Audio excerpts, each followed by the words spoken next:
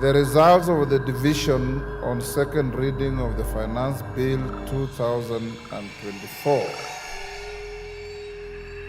is as follows. Ayes 204, nays 115, abstentions nil. So the ayes have it.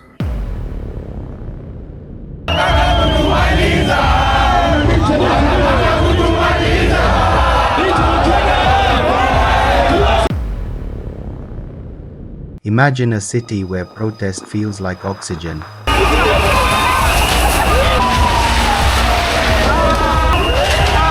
where a single TikTok post can ignite an entire nation. This is Kenya between 2024 and 2025, a time when young people shouted "Reject the Finance Bill" and the country erupted in fire. From online fury to street battles, what began as hashtags soon turned into a revolution. But when the smoke cleared, something darker remained: the disappearances. It started simply with a government tax bill. The Finance Bill of 2024 sparked outrage among young Kenyans who felt betrayed by leadership and burdened by rising costs. Their voices came alive on TikTok, X, and in memes, organizing what would become the Gen Z protests. By late June, thousands filled the streets, storming parliament in what became a historic moment of defiance. Mr. Speaker, sir, I'm here to address you. You must go. Ruto must go. Smoke rose above Nairobi as chaos took over. The sound of sirens, shouts, and chants of "Ruto must go" filled the night. The government called it treason.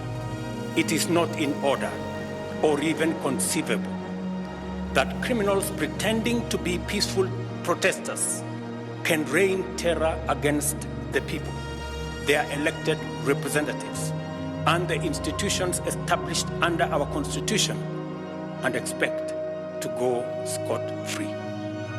The streets called it truth. Then, as the dust settled, fear crept in. Activists, bloggers, and even bystanders began to vanish, taken in daylight or at midnight by unmarked cars. Families were left behind with no answers, only questions that cut deep. Who decides who disappears? Who decides who stays afraid? These faces became symbols of a movement. Ibrahim Kamau, shot during protests, his mother holding his picture at the funeral that broke a nation's heart. Billy Mwangi, abducted from a barbershop and returned days later with stories of dark rooms and harsh interrogations. Alberto Juang, a blogger whose death in police custody exposed a darker truth. Boniface Kariuki, the masked vendor whose shooting became a viral image of Kenya's pain. These were not faceless statistics, they were sons, brothers, and friends whose stories now speak for a generation. While the people mourned, politics played out like theater. Rigathi Gachagua's impeachment split the nation, giving birth to slogans like "One term." President Ruto's fiery rhetoric, telling police to shoot protesters in the legs, chilled many. Interior officials echoed the same tone. Na tumeambia polisi, mtu yoyote mwenye atakaribia police station, piga yeye risasi.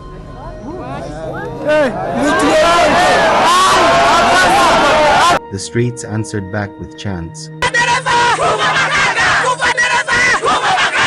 If the driver goes down, the conductor must too. The slogans became music, graffiti, and defiance. Noma si noma, fire see fire.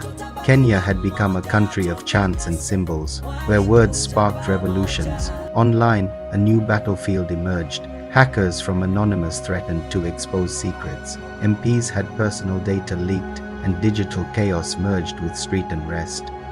The internet was no longer neutral, it was a weapon. Gen Z learned how to turn memes into movements, hashtags into protests, and dance challenges into defiance. To answer the growing crisis, a committee was formed to investigate the abductions. But cameras went missing, records disappeared, and officials clashed over responsibility. Mothers begged for answers, their cries haunting the nation.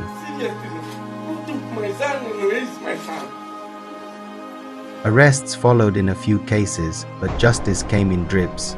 Families waited as investigations dragged on and hope thinned. The death of Albert Ojwang reopened wounds. His autopsy revealed head injuries and assault marks, contradicting police claims. Protests reignited. Shops burned, and Kenya trembled once again. Every case became a test of the state's soul. Could justice exist in a system that silences its critics?